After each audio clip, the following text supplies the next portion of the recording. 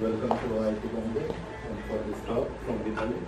So I assume many of you don't need this introduction, but I will still do a brief introduction about Vitalik. He is younger than many of us and he is the founder of Ethereum platform, which is central to many of the smart contracts. I would say that is the only one platform that allows programming on the blockchain. So let's hear from the expert about this platform, its potential, its problems, etc. So without wasting any time, I will give it to Arifa, who will introduce Vitalik a bit more. Hello ladies and gentlemen, for those of you who have been with us over the weekend doing the Ethereum hackathon for the first time in India, you would have already realized the vast potential of this decentralized platform. And just to give you a brief profile of Mr. Buterin, he's been in India in December. He was born in Kolomna, Russia. And every few decades we have the privilege to witness such dramatic revolutionary technologies like the decentralized technology that we've seen in Ethereum. And even more remarkable is the rise of Ethereum since its invention. First of all, to take a leap from Bitcoin, from Satoshi Nakamoto's vision and imagination, and to conceptualize something that would be all-pervasive, that would be a general-purpose computer but on a decentralized platform, was nothing less than marvelous. And not only that, but to have built a community which is overwhelmingly organic, and to have built a passionate ecosystem of developers who have been developing applications on this platform, that it has its own momentum now and it is self-sustaining. So you can say that the successors of Ethereum or any company, you have the continuity risk if a high-profile person or an inventor recedes from the scene, but in this case the developers have proven to be of such metal that they have come up with really unimagined applications and on an unforeseen scale. And not only that, not only having built the organic community, one of the other things that sets apart Ethereum is that Vitalik, unlike a lot of founders, made this a non-profit foundation and dedicated himself just to increase the adoption of Ethereum and to make it mainstream, and to make it as commonplace and as easy for everybody to operate on it as possible. So we can look at it as the TCP/IP protocol in terms of its intellectual caliber. We can also look at it as Windows next version, but on a decentralized scale. So with such accomplishments behind him, it is really remarkable that Vitalik is a very down-to-earth and modest person, as you can see in front of you. He was born in Kolomna, Russia. And he was brought up in Canada, so he's been living in Canada since he was of age 6. And he learned the preliminary computing from his dad. In fact, both his parents are engineering graduates, and they were both mathematicians. And his favorite plaything as a child was the Excel spreadsheet. So his dad presented to him one of the old computers when he was barely 6-year-old, and since then he's been playing with numbers and algorithms and stuff. And since he introduced the Ethereum concept, I think in 2014, in one of the Bitcoin conferences in USA, he has not stopped to mesmerize people with his vision and his invention. And the first block of Ethereum was only mined in late 2015, which was probably July. And within a couple of years, Ethereum is really soaring. And if you see the cryptocurrencies, they are on a manic rise. Currently, the Bitcoin is touching $1,900 and Ethereum is touching close to $100. And it was less than $10 just a few months ago. The meteoric rise started just this year from January. And a lot of factors have compounded to make Ethereum what it is, and one of them is also the fastest growing and the most compelling enterprise Ethereum Alliance network, with a lot of biggies like Microsoft joining the alliance and leading it.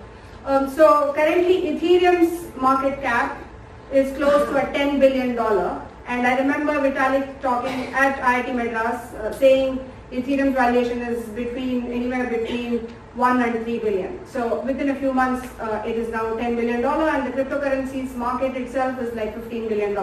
So that also gives you not just the intellectual value of it, but also the commercial value placed by the market forces, which couldn't be fairer.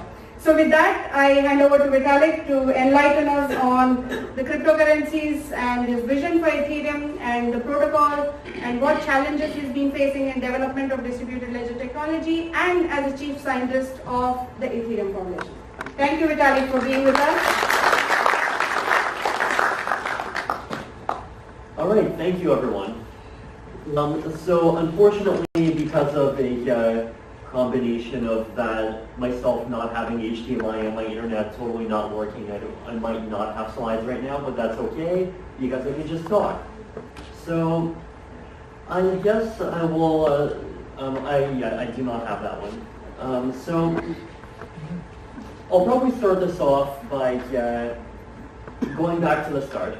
And going back to the kind of the days in 2011, 2013, when Bitcoin was still fairly young, Ethereum did not even exist, and people were still just starting to think about just like the kinds of ideas that we're thinking about in this space. At the time there weren't really that many projects. I mean, there weren't that many people building applications, but there were quite a few people thinking about the ideas, understanding the ideas, realize, hold on, I can help you here. Settings, display, mirror. There we go. Mirror displays. As you can see, Vitalik's laptop is customized to him. No one else can operate it. It's called Ubuntu. Here, and keep this configuration. There we go. Cool. Yeah, so, back in 2011 and 2013, people were just starting to kind of get into Bitcoins, and at the time, pretty much nothing else existed. And people were just starting to think about, the core ideas, things like decentralization, trustlessness. What are these things for? What do they mean? What are their benefits in cryptocurrency? Do they have benefits going beyond cryptocurrency? So the story of Bitcoin itself starts in 2009, when Satoshi Nakamoto published the Bitcoin white paper and then published the first version of the Bitcoin source code. But people were thinking about decentralized networks, peer-to-peer cash, all these other kinds of trustless, trust minimizing, trustworthy applications for quite a long time before that, right? So if you remember back to the 1990s and even the 1970s when public key cryptography was invented for the first time. And public key cryptography for its time was a very powerful idea, right? The idea here is that if I have a message, then I could digitally sign it. Basically, I could run a mathematical process on my computer, and I would generate this big number, and I could send you the message and this big number that we call the digital signature. You would be able to run another process on your computer, and you'd be able to verify that this message actually came from me, right? You would be able to just look at the message, look at the number, and to know, yes, this number actually does mean that this message came from myself. So the interesting thing about this is that public key cryptography, even by itself, is enough to power a very large number of decentralized applications. Let's say we want to have a decentralized protocol just for sending messages to each other. I want to say, hello to my friend, but I do not want other people to be able to read what I just said. I would want to preserve my privacy. Also, I might want to send messages to people, and I want those people to be able to know that those messages actually came from me. Theoretically, people can do this between each other. You don't need to involve any kind of central server. You don't need to involve any kind of central trusted third party. And just with public key cryptography, with this kind of mathematics that lets you create and kind of verify these numbers, what you can do is you can actually get a fairly good amount of security, right? First of all, you can ensure privacy. So you can ensure that any messages that you send, only you and the recipient can see, no one else can see them. You can ensure authenticity. You can ensure that people know that the messages actually came from you. You can ensure that the messages are what you sent, that they have not been modified in transit. And so you can kind of use math to get a whole bunch of guarantees about this interaction that you're having with someone else. And this by itself is a pretty powerful idea. And so a lot of people were thinking, well, okay, we can have secure peer-to-peer messaging. And with the internet in the 1990s, the idea of making decentralized networks started to grow pretty soon after. You can have decentralized networks for sending messages to each other. You can have decentralized networks for sending files to each other. Now, what if, the next step is that we could have decentralized networks for sending money to each other. And this is where things started to get a bit more complex, right? So the reason things started to get more complex is this. At first, it might intuitively seem like money, it is just information, and you could just take paper bills and digitize them, and you would have digital bills, and you would be able to just send them around like files. But there is a problem. If I have $100 in my wallet, and I give those $100 to my friend, I do not have these $100 anymore. Now, let's say I have 100 digital dollars in my wallet, and these 100 digital dollars are just a file on my computer. Then, okay, I can send $100 to my friend, but then guess what? Maybe I could copy the file. I could have a backup of the file. And so I sent those $100 to my friend. My friend has the $100, but I still have the same $100, and I could send the same $100 to another friend. This might seem like a great thing. Yay, free money for everyone. No more taxes. We can fund lots and lots of wonderful things. Everyone can be rich. But in reality, if money actually worked this way, it would hyperinflate faster than Zimbabwe. So the problem is that money is something that is kind of like information, but it operates differently from other kinds of information. Right? So the main difference is this. If I'm having a conversation with my friend, then that conversation is just between me and my friend. No other person theoretically needs to know even a single thing about it. But if I am sending money to a friend, money is inherently social in a way that one-to-one communication is not. With money, the fact that I am sending money to my friend is relevant not just to me and to my friend, but it's also relevant to everyone else in the community that uses that currency. Because everyone else needs to know that I do not have the money anymore to give them. And so this is the main difference, right? So this is the thing that was kind of tripping people up for a long time. And eventually, in 2009, Satoshi Nakamoto came up with this thing called Bitcoin.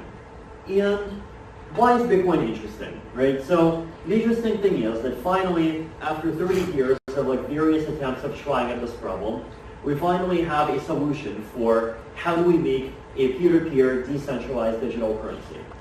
And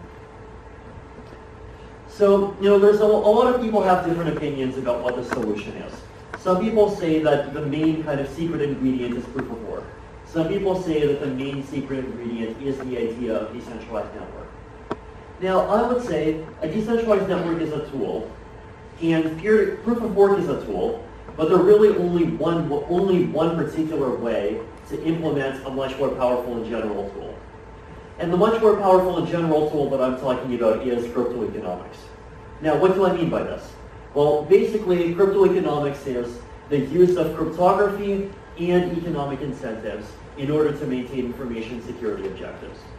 So if you're just sending messages to your friends, then all you need to achieve your information security objectives is cryptography, right? If you have cryptography, then if you want, you can encrypt stuff, protect your privacy, you can sign stuff, other people know stuff came from you. Now, for digital currency, you want a few extra guarantees on top.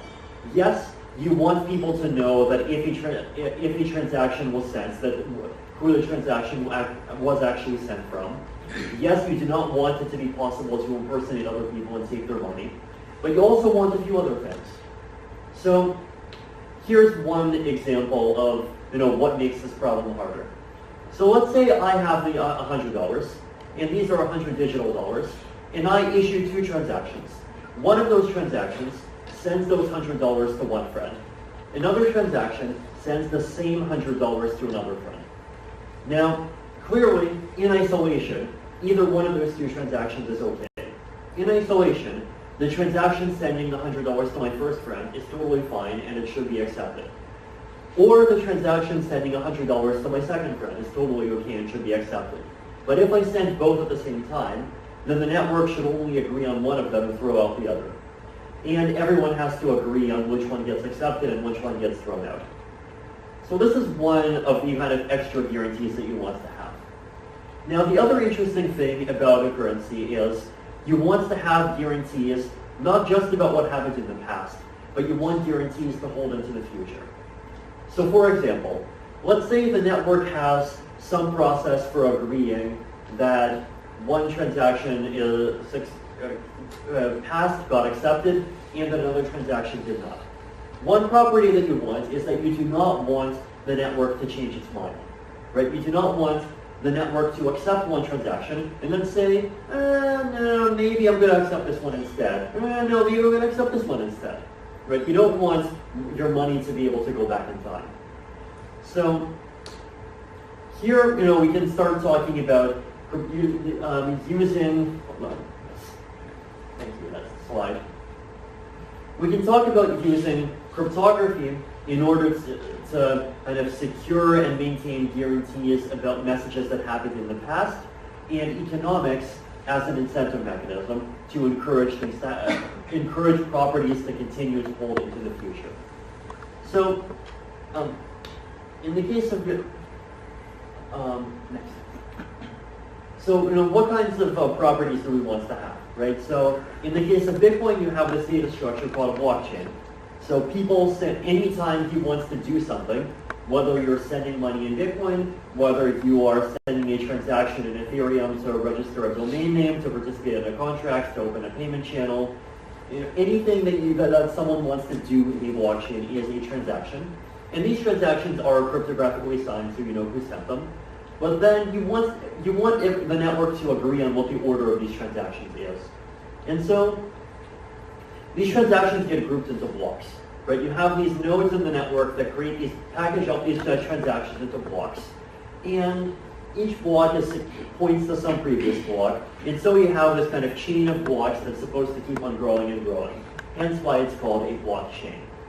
Now, what are the properties that we want to hold about this thing to hold?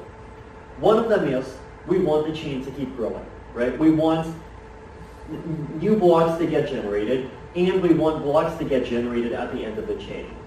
The other one is we don't want the chain to revert stuff, right? If the chain goes like this, we don't want people to just be creating new blocks that are going over here and then just and forgetting about the old chain. We want there to be one chain, and we want the one chain to keep on growing. So Bitcoin has a fairly simple economic incentive to encourage all this to happen. And the incentive is this.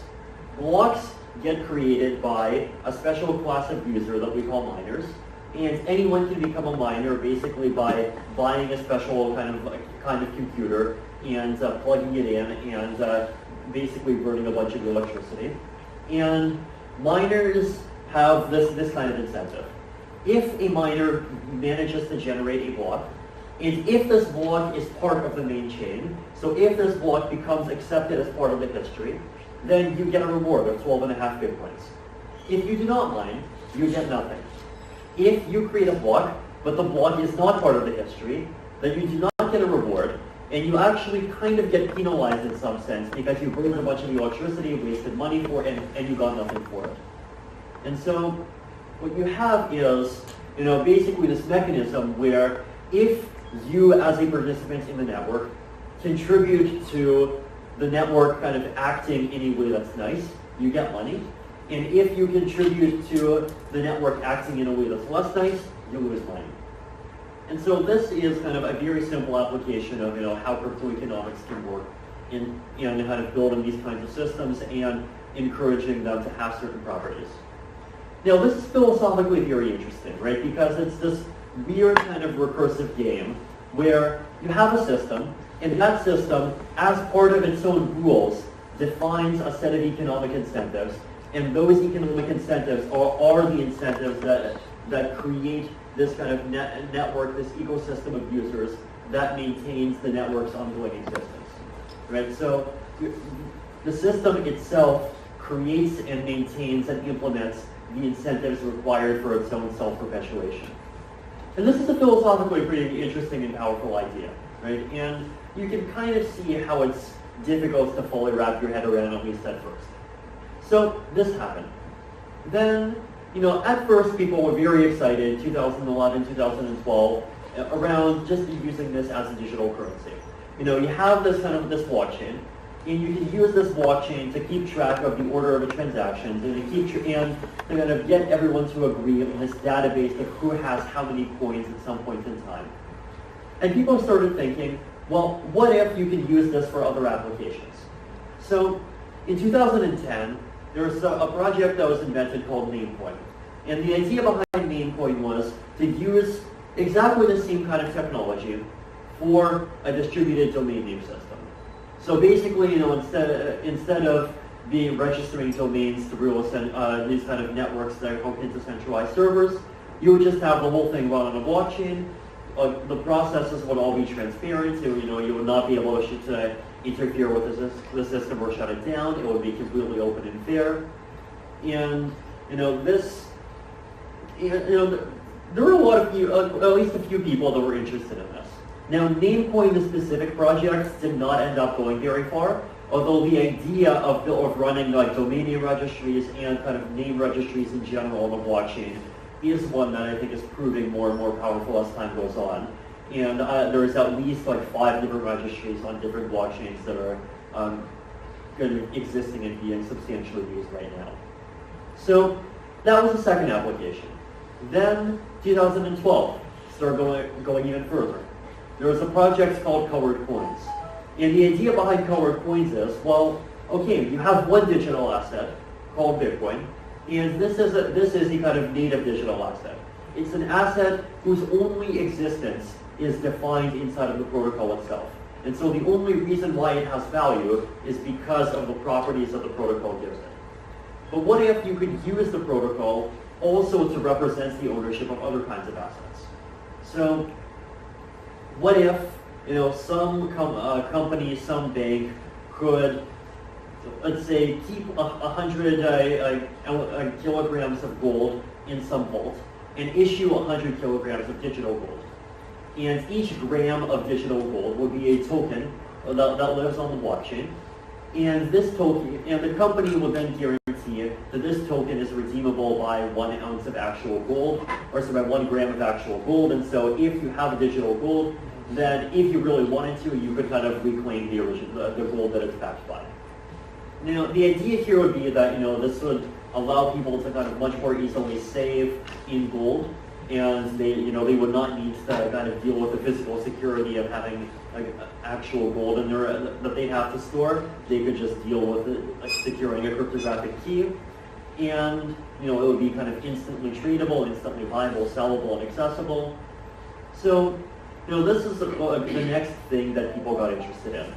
Now you might ask, well, one of the problems of using blockchains in order to store this kind of digital asset is, well, that kind of the system seems kind of centralized already, right? It seems like, okay, all of the actual gold that's backing the digital gold is in a vault. Well, what if the vault gets robbed? What if the company runs away? What if the government that the gold is based in decides to seize it?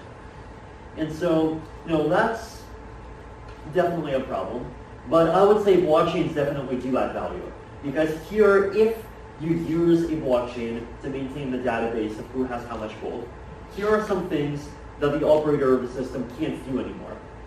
First of all, the operator does not have the ability to just randomly drop one particular user's balance to 0 without anyone's noticing. The user theoretically does not have the ability to do any kind of manipulation of people's balances without everyone noticing, and without basically forcing people to switch over to an entirely new system. Right? So the user, the operator, it's much harder for them to cheat, it's much harder for them to, let's say, issue more units of gold than they have actual gold backing it, and it's much harder for them to do lots of various kinds of malicious things, right? So even if you're not building an application that's completely decentralized, adding some amount of partial decentralization can often still increase security and still make your application one that's easier to trust because it's harder for people to cheat. So that was the next step. After this, people started thinking, okay, let's go beyond colored coins, let's start thinking about other more complex applications of blockchains. Can we use blockchains to run crowdfunding campaigns? Can we use blockchains for financial contracts? Can we use them for title registries? Can we use them for gambling, prediction markets, a whole bunch of other different things? And the number of use cases started multiplying. So, at one point there was this project that I was working on, and in this project there were at least like 20 different types of transactions that were supported by this one particular blockchain protocol.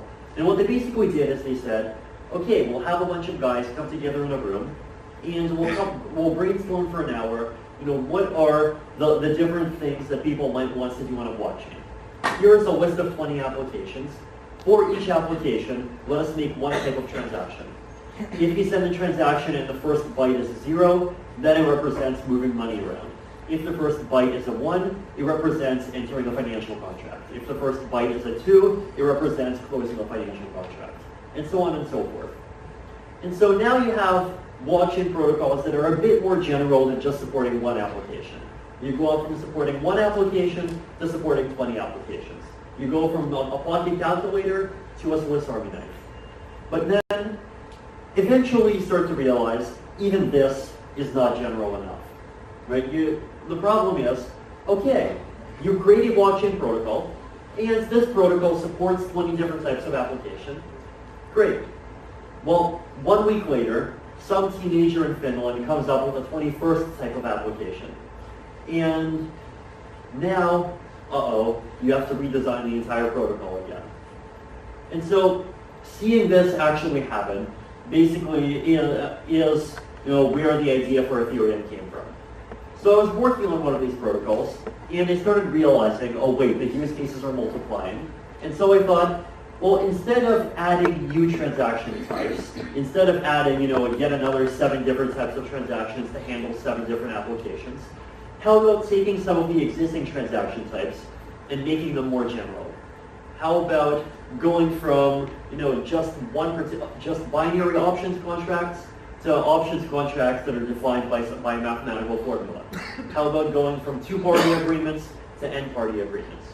How about going from just money to generalizing across other types of assets? And so after a couple of weeks of thinking about this, I started to realize that the best way to do this kind of protocol is really not even to think at the bottom level from the point of view of what the applications are going to be. Instead, at the very bottom level, you want the protocol to be as abstract, as general purpose as possible. You want a protocol where the only thing that's defined at the bottom level basically is a programming language.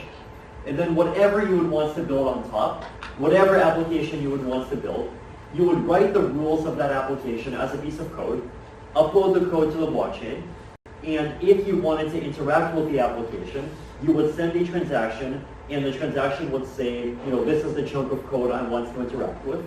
Then, when the blockchain processes that transaction, it would run that piece of code and execute the rules of the application as they were written.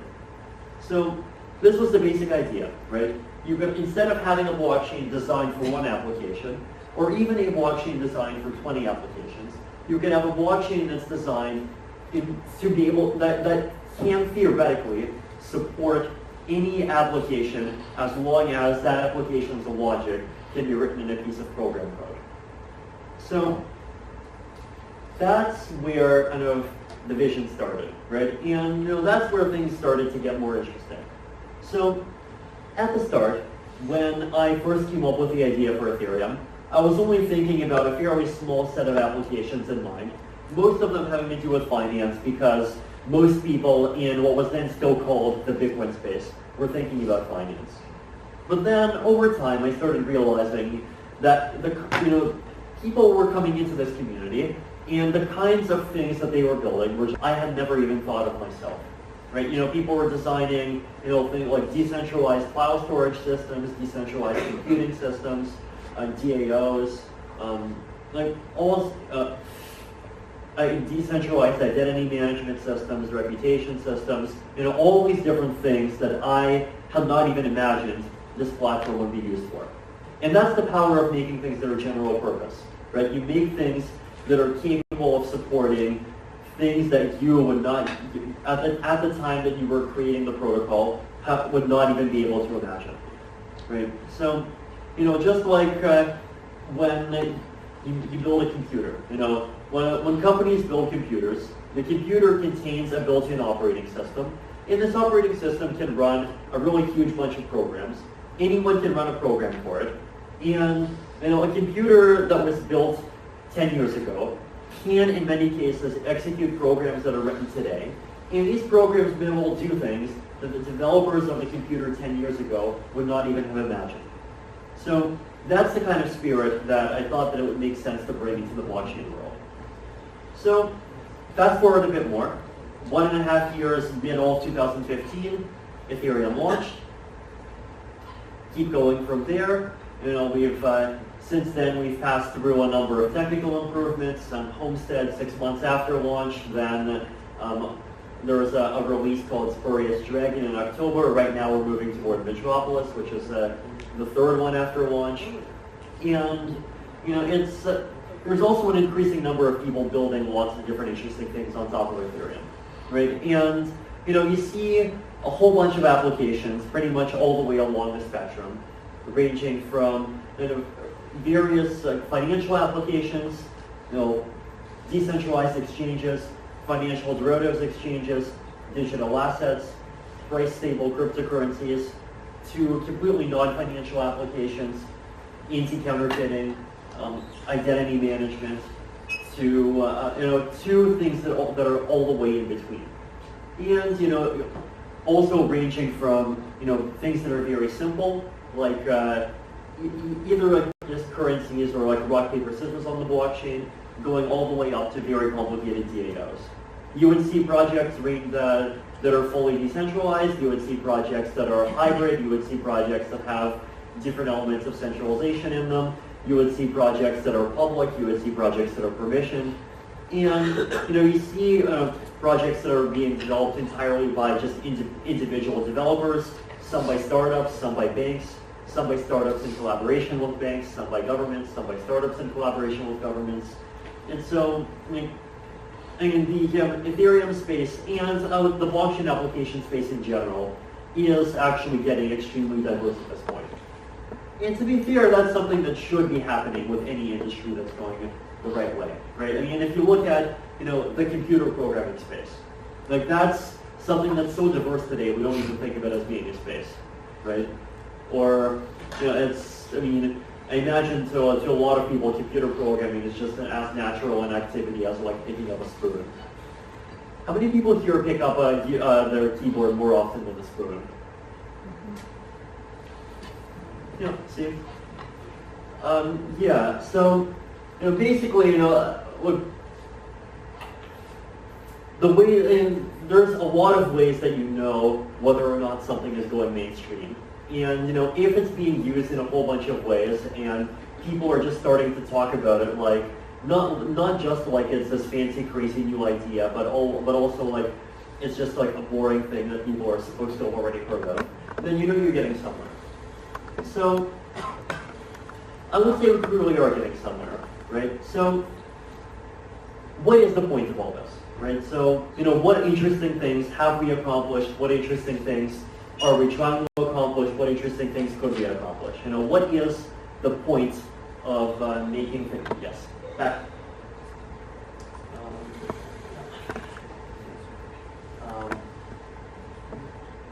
So, what is the point of making things that are decentralized, right? And I would say there are several answers here. And these answers tend to range from the technical to the political to the social to the economic. You actually find some of everything, right? So one of the simplest ones is, it's this kind of idea that you can build applications that are zero infrastructure. If you build a blockchain application, you do not have to run a server. You do not have to do anything. Basically, you would just have to upload the application, and theoretically, users would be able to run it just between themselves. So this is powerful for a couple of reasons, right? One of them is that it means that you as a developer do not have to worry so much about, is my centralized thing going to get attacked? Is my centralized thing going to shut down? Is my centralized thing going to have a bug in it that'll require me to just manually turn on the server again? Is my centralized thing going to get attacked? Is my centralized thing that the application depends on going to get infected by ransomware and with the hacker demanding $300 of Bitcoin? If you build a decentralized application, a lot of these problems do become alleviated because there is no centralized thing that can get attacked, that can fail, that can break. Practically speaking, a lot of these blockchains, even the blockchains that are very tiny, that only have a few hundred users, practically speaking, they have higher uptime and higher reliability than Gmail.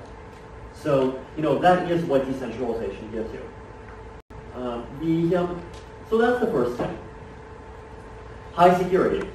Also it's just very difficult to attack the entire application. High reliability. Global. So one of the main reasons why a lot of people like cryptocurrency is that it's totally independent of national borders. It's just as easy to send 1 unit of Bitcoin or 1 unit of Ether from Kyrgyzstan to Guatemala as it is to send that 1 unit to your own neighbor. And these networks are open, and anyone can participate. So the other really interesting one is this idea of a social cost of bootstrapping. And there's two sides of the coin here. One of them is what I call social scalability, and the other is what I call social cost of bootstrapping.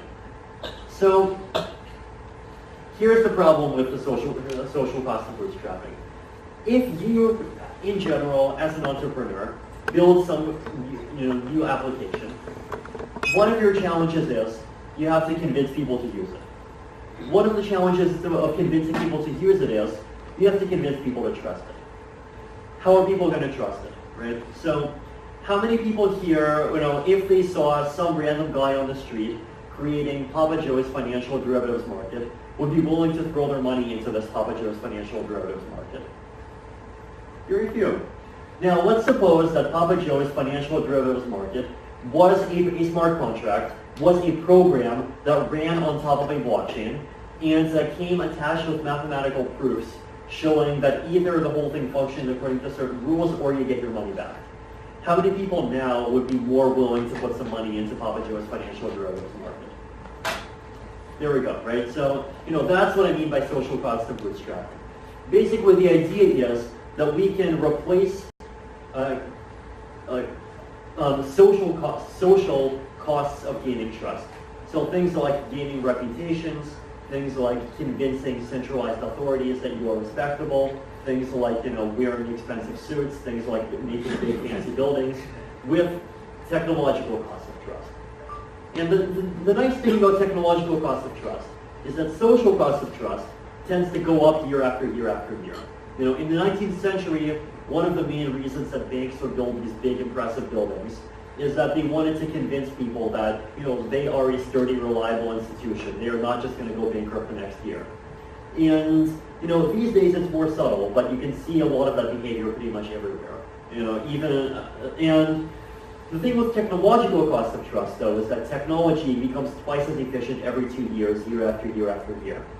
So, what kind of cost of trust would you rather be paying? So that's part of the promise of blockchains, right? That you can substitute expensive social ways of gaining trust with cheaper and cheaper mathematical, technological, cryptographic, and economic ways of ensuring trust. That's one side of the coin. Here's the other side of the coin, social scalability.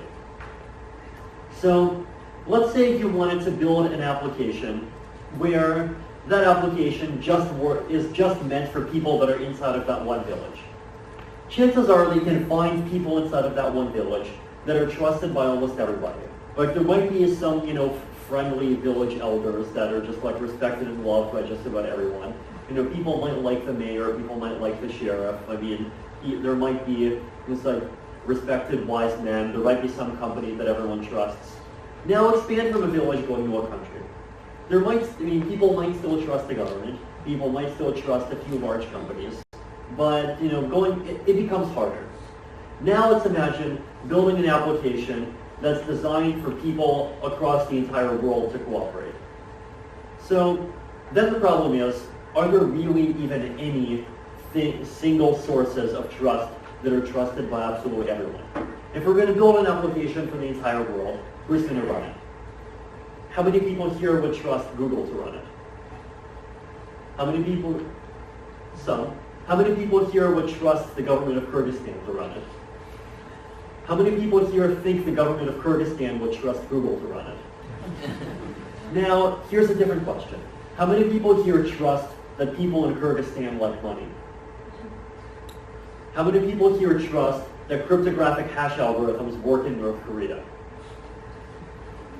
So if we build applications where the story of why you need to trust, of why you should trust that application, doesn't depend on trusting specific individual institutions, organizations, or authorities, but instead it depends on cryptoeconomics, then we can build things where it's much easier to convince people on a large scale to go along with them. Because if you're building decentralized applications, then that's the only way you have of really credibly convincing that you're not trying to become the new king. No, you're trying to get rid of the king. You're trying to make systems that can actually work without a king, right?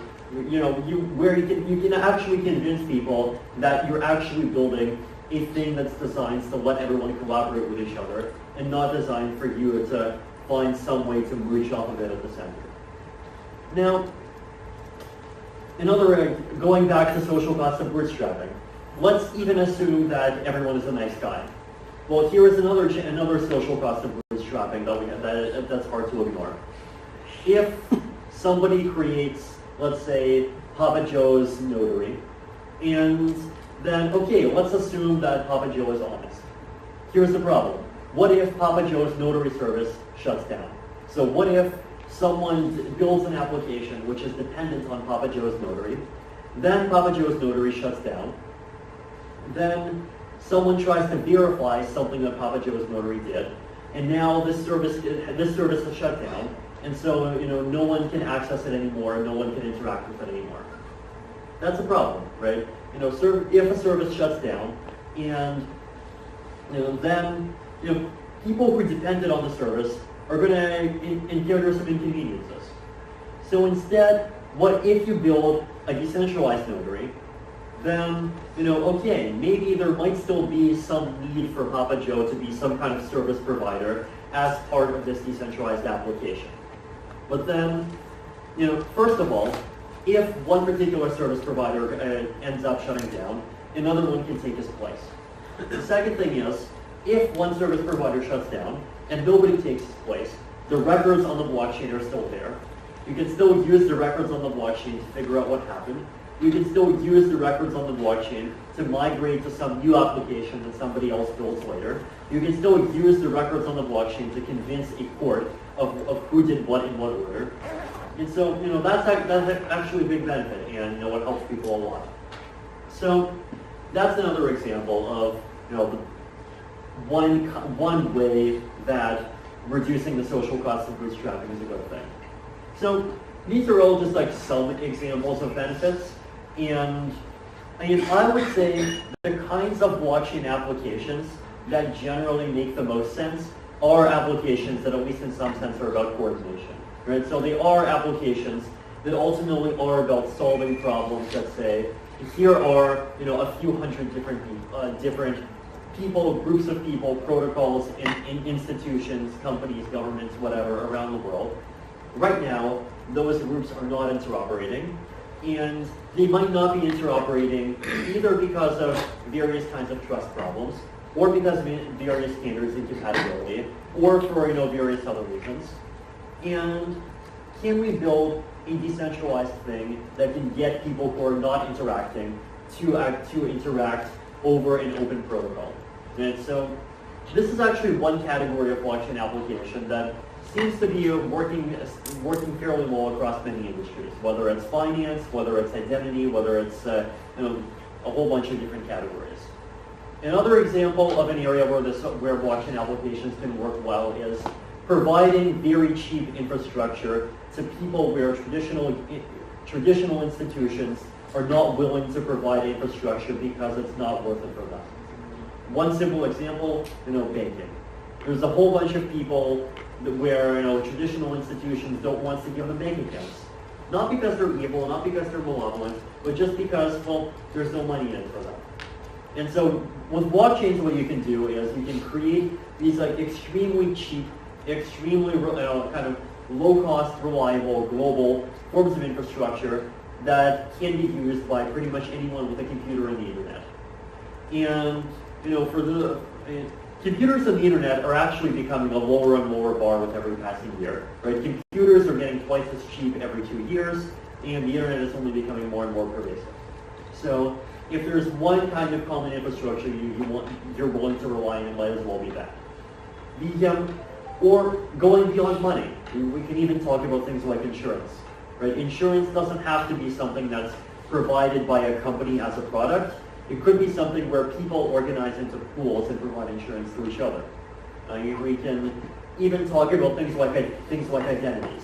Like the concept of an identity does not necessarily have to be issued by a government. It could be just a combination of claims by a bunch of people who already have other identities that say, I know this person and he is my friend and I trust him. So, there's actually a lot of these interesting applications where if you start thinking about them in this more decentralized context, then there's a lot of interesting possibilities. So that's where we are from a kind of applications point of view. Now, from a technological point of view, we've come quite a long way, right? We've come from just having a blockchain that can just do money to having a blockchain that can run basically general purpose computer programs. But we still have a long way to go. So 3 main challenges that I often talk about. Number 1, security. Number 2, privacy. Number 3, scalability. What do I mean by security? Now, the underlying protocols of these systems tends to actually be pretty secure. Right? The underlying protocols tend to actually work fairly well, and they tend to be very difficult to attack. The security challenges tends to be more at the edges. If I write a computer program that represents the business logic of some application, what if there's a bug in the code? And what if this computer program controls $50 million of people's money? What if you're creating an application, and in this application people have accounts, and what if somebody loses their password? What if someone loses their private key? What if someone loses their phone? So both of these are kind of more user interface challenges than anything else. And they're actually kind of interesting and unique challenges because if you look at the first example, right, the first example is, if you have a program, how do you know there aren't any bugs in it? Well, this is something that in a lot of contexts, people like NASA, people like aircraft software manufacturers have been working on for a while. Because there are a lot of areas where you're writing software, and if the software has bugs in it, very bad things happen. But here you have an even more interesting scenario because these smart contracts are software where if it breaks, bad things could happen. But it's not just accidental errors that you're worried about. It's also malicious errors. Right? You want to create systems where just like regular individuals who are thinking of participating, entering into some contract, participating in some application, have the ability to know whether or not this application actually is trustworthy, whether or not this is something that they should participate in, whether or not what they intuitively think the terms are is actually reflected by what the terms are that are written in code. And this is a challenge. From an access control point of view, so how do you make sure that people can keep their accounts, even if they lose their passwords, even if they lose their devices?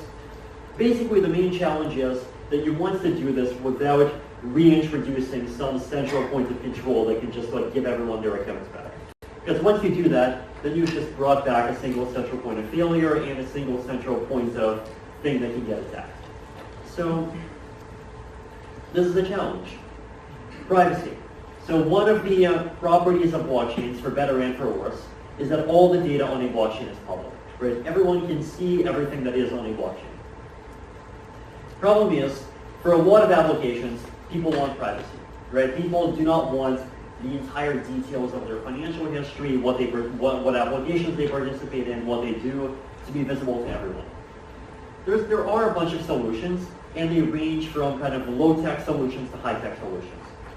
So low-tech solutions, for example, would be, instead of using one account for all your applications, you would try to break up your usage into as many different accounts as possible. One account per application, possibly 10 accounts per application if you can get away with it. Higher tech, we can talk about fancy forms of cryptography, things like zero-knowledge proofs. And one of the nice things about these fancy forms of cryptography is that they let you get the benefits of using the blockchain to verify that rules are being followed. But because of the way that the cryptographic magic is being done, you can verify that the rules are being followed without knowing anything about the specific thing that is being done at any point in time. And so you can have transactions where the content of those transactions is completely privacy preserving, but where at the same time you know that each and every single transaction follows the rules. So that's another interesting extreme. And between those two kind of categories of solutions and everything in the middle, there's a whole bunch of different possibilities that we can try and kind of think about, start using. And if we can kind of combine a bunch of these together, then we can probably get to the point where we kind of have enough privacy that a lot of people will be comfortable using this technology. Third major challenge, scalability. Bitcoin can do 4 transactions a second. PayPal can do over 2,000. The Shanghai Stock Exchange can do 80,000. I imagine the Indian stock exchanges also do quite a few.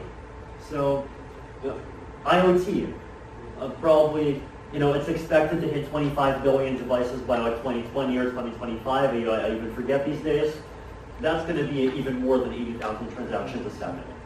So, there's a gap that has to be filled there, right? We need to basically come up with better blockchains that can actually handle the kind of load that real-world mainstream usage is going to impose.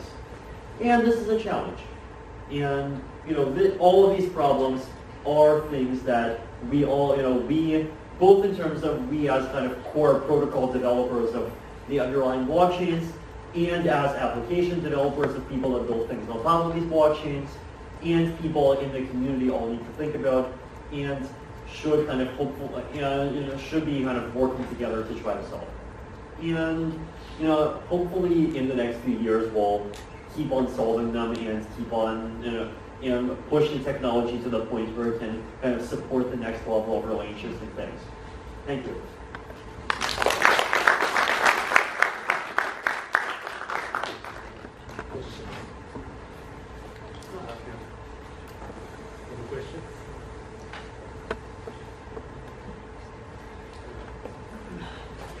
When you said that there is a core developing team who develops a protocol, is there an incentive mechanism for them to be pro-system? Because if there is somebody who wants to do something that can be malicious. Yeah, I mean, making sure that incentives between the core developers of a protocol are aligned with the users is definitely a challenge. So, like the main, I guess, practically speaking, there's basically, just speaking very generally, there's 2 things that we can rely on. One of them is reputation, and the other one is that the core devs tend to be people that got into a cryptocurrency very early on, and so they hold a lot of units of that cryptocurrency, and so their personal fortunes depend on it as well. So, this is true across a whole bunch of different systems. Now, in my opinion, both of these incentives are kind of very imperfect because, for example, there's a lot of ways to preserve your reputation, but move away from working on a cryptocurrency to working on something else. And there's a lot of ways for Ether as a cryptocurrency to do really well, but at the cost of Ethereum be useful as a platform. So I think it's definitely nowhere close to being a perfect incentive, but it probably is kind of basically the closest that anyone's come up with at this point. there are protocols that try to kind of have in-protocol mechanisms where the protocol itself figures out whom to pay for development, which I think like is an interesting idea. It is, in my opinion, a bit too fragile to try and put into kind of bottom-level systems like Ethereum. But for applications on top, so for things like DAOs, I think doing something like that is great. So isn't it in that sense a centralized still? It's, well, I think development communities can be centralized and can also be decentralized. So for example, in the case of Ethereum, there's at least 4 different implementations of the Ethereum protocol that are being used by people. And these implementations are being built in a lot of cases by independent organizations. So like the Go client is built by the foundation, the Rust client, which a lot of people are using, is built by an independent company called Verity. And encouraging multiple implementations is a deliberate kind of social design choice that we made in order to encourage more development decentralization. With so many organizations adopting Ethereum and also developing their own platform on top of it in their own way, kind of tweaking the code to make their own implementation, don't you think so in the near future it will again lead to the same Swiss knife problem again that we had with the Bitcoin? To the same what problem? The Swiss knife problem that you mentioned with yes, the Bitcoin? I see. I would say that it's possible, though on the other hand, I would say that first of all, kind of baseline Ethereum by itself, because it is capable of general purpose computing, there is a less need to modify it differently for every single application. So the reasons why people tend to modify Ethereum right now tends to be because the main on Ethereum chain is a public chain and they want a permission chain for some applications. And this is actually something that can be standardized, right? So you can make a permissioned Ethereum package and this would be usable across a whole bunch of different applications, and it could even be designed in order to be maximally kind of code compatible with the public chain, so that applications that exist on the permission chain can also be ported over and just like run on the public chain. And so you have this kind of synergy of developer network effects. And like this is the kind of roadmap that like the Ethereum Enterprise Alliance is trying to go towards. So like I think if we kind of work hard to standardize things, then I think we can definitely like reduce the amount of kind of duplicated work that ends up getting done. And I think also if we continue to try to lean on the generality of the Ethereum protocol itself instead of trying to kind of tack on every single thing you might want to do as a new feature. Vitalik, thank you so much for giving the world a very disruptive application. My question is around computation. With the scalability issue, right? I mean, there's going to be a limit to the computation, the resources that is going to be attached to this blockchain and ultimately Ethereum. So, in terms of valuation, there's going to be a cap in the Bitcoin valuation and ultimately the other cryptocurrencies like Ethereum. So, do you see that the threshold coming, and what could be the possible solution?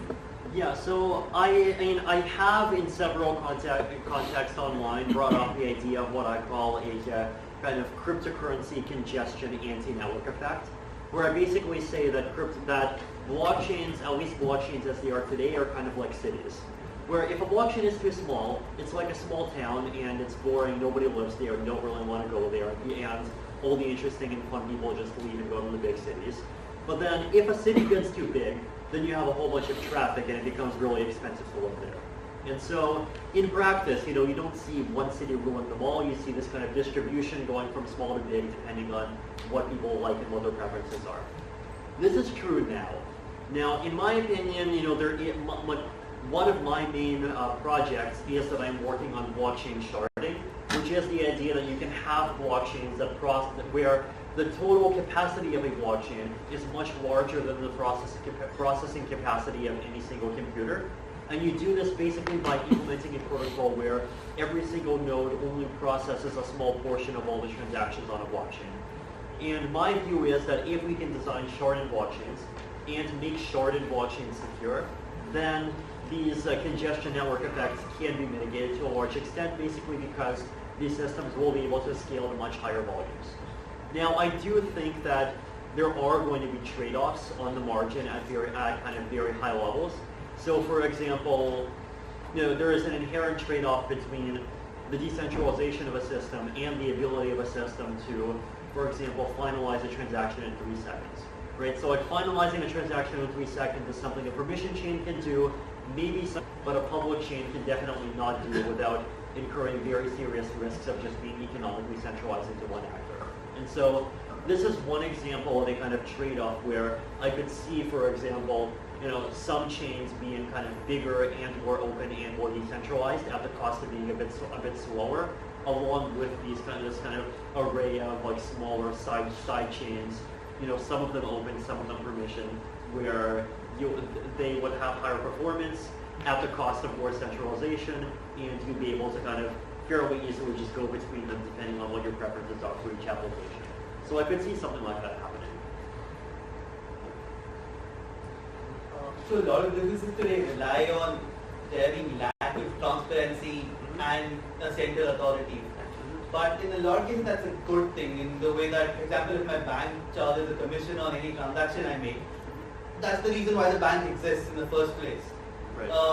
So as a business, that may just be my incentive to have the business, open the business in the first place. Right? So my point is, it's great to have something which is decentralized and where everybody is pooling in together to get something running. But I mean, is it? I don't know. What's the incentive for anybody to do this in the first place? So I think, first of all, a world that runs on decentralized protocols is definitely not a world where it's not possible to make profit, right? I think even in a world with a lot of decentralized protocols running everything, there still are going to be plenty of opportunities to do things on top. Where just like we have the internet, and the internet is a fairly open protocol, and people can sell computers, people can sell like internet access, people can act as nodes in the system, people can sell a whole bunch of different services. And I think any kind of decentralized economy, things like this will continue to exist as well. So the harder problem though is, how do we incentivize the creation and maintenance of the decentralized protocols in the first place? And I think in general there's a few different models for this. So one of the models, I'll probably list the major categories like this. One of the models is what I would call the patron model. So the idea is you would find some large institutional actor where this large institutional actor gains a substantial benefit from the decentralized protocol existing, because this protocol does not compete with them. Instead, this protocol competes with centralized actors that this particular institutional player is already fed up with. And because of that, this institutional actor would be willing to fund it and maintain it. Practical examples of this in the real world might be, let's say, Google funding Android and Chrome because they, as a large institutional actor, benefit from the existence of a strong and open internet. That's option one. Option two is you would find some kind of incentive that's inside of the protocol itself, and you would find some way to kind of monetize the protocol base layer. Now, what that means today is basically a crowd sale, but I imagine in the future that we'll come up with like more interesting models that try to kind of take the benefits of that kind of paradigm, but also add kind of more long-term sustainability to it. I mean, the third approach is that the whole thing is just kind of run as a volunteer effort, which is definitely insufficient for a lot of things, but there are probably going to be some things that it is sufficient for. So far, it's basically like some combination of those three approaches that's been tried so far, but maybe someone very clever will come up with something else too. Yes? Yeah, so the way the blockchain in Bitcoin has miners who are incentivized, what does Ethereum have? Right now we have miners just like Bitcoin does. In the medium term, we are planning to switch to something called proof of stake. And the idea with proof of stake basically is that anyone who has Ether will essentially be able to become kind of like a virtual miner. And so like depending on how much Ether you have, you'll get assigned some kind of ability to participate in the consensus process. And the reason why we're doing this is basically because it saves energy, because you don't need to like pay for so much actual computing hardware anymore. So the reason why moving from POW to POS? So the major one is basically that proof of stake is more efficient, so it doesn't need to consume as many resources. And I also have the belief that proof of stake is more secure long term, basically because, like with proof of work, if someone does a 51% attack, there's not really that much that you can do about it, right? They do a 51% attack once, then okay, you can find some way to recover. But then you still have the hardware, and so they can do the 51% attack again. You recover again, they do the 51% attack again. And so they can just keep on attacking your chain over and over again and basically prevent it from ever coming back to life. In proof of stake, here's what you can do. Suppose that there is a 51% attack against a proof of stake system. Now, suppose that this happens, then in order to recover from this 51% attack, there is, let's say basically the community agrees on a hard fork that will just continue the chain going with some new set of stakeholders. You can just, as part of this fork, you can automatically delete the money of everyone that participated in the attack, because with the way that these protocols work, you have a total cryptographic proof of who the attackers are. Then okay, basically they managed to knock the blockchain offline for 3 days, you deleted $200 million of their money. They attack again, you delete $200 million of their money again, they take the blockchain offline for another 3 days. So with proof of stake, it basically becomes extremely asymmetric because attacks are extremely expensive, but the amount of damage that those attacks can actually do is fairly limited.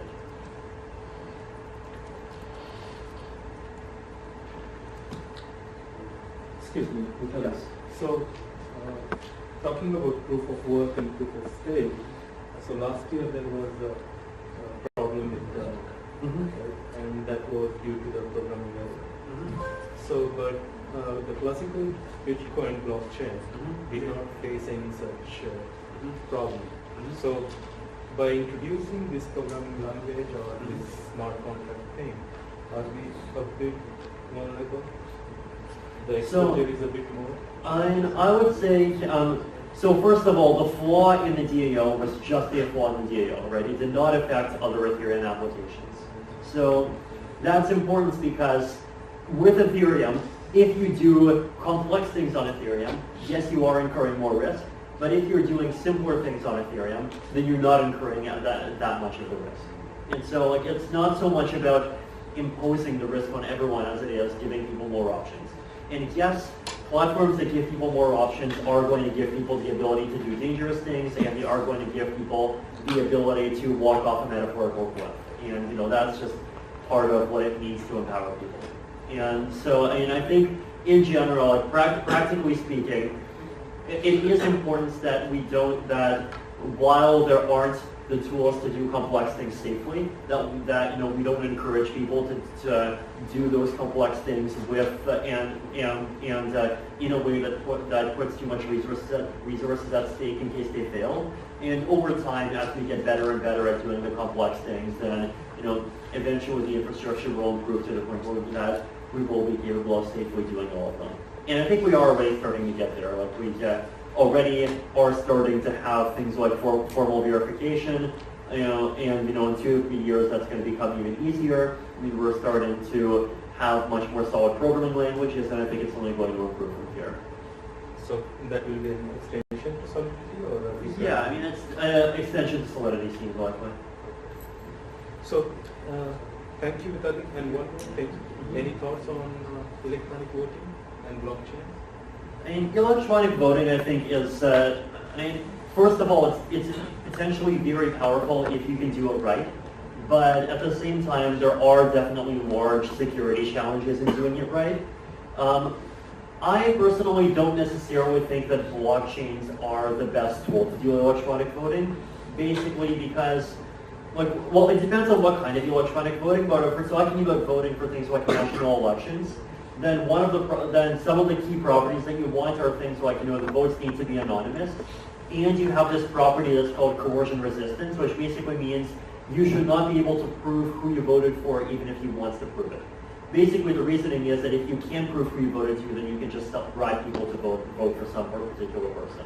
And The problem is that blockchains as a technology are really heavily designed around the idea that everything you do can be cryptographically proven if you want to, because they are, that kind of is what it means to use computation to reduce the cost of trust.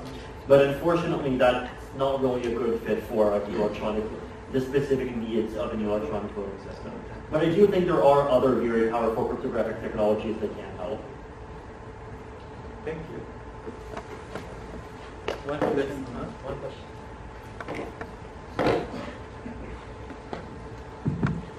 So you mentioned how proof of stake can resist 51% attack.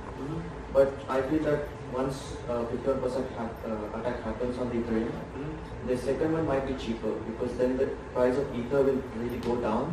I actually think that with a 51% attack, the price of Ether would go up.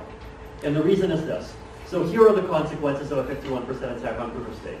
Consequence number 1, the blockchain goes down for 3 days. Consequence number 2, 5 to 10% of all extant Ether gets burned forever. That second fact thing might actually have a bigger impact than the first, right? And then there's also the fact that the amount of Ether needed to do the second attack, the attacker would have to buy all that up on exchanges, and so you can see how it could end up being self-defeating pretty quickly. Thank you all for coming, and thanks for coming. So we stop.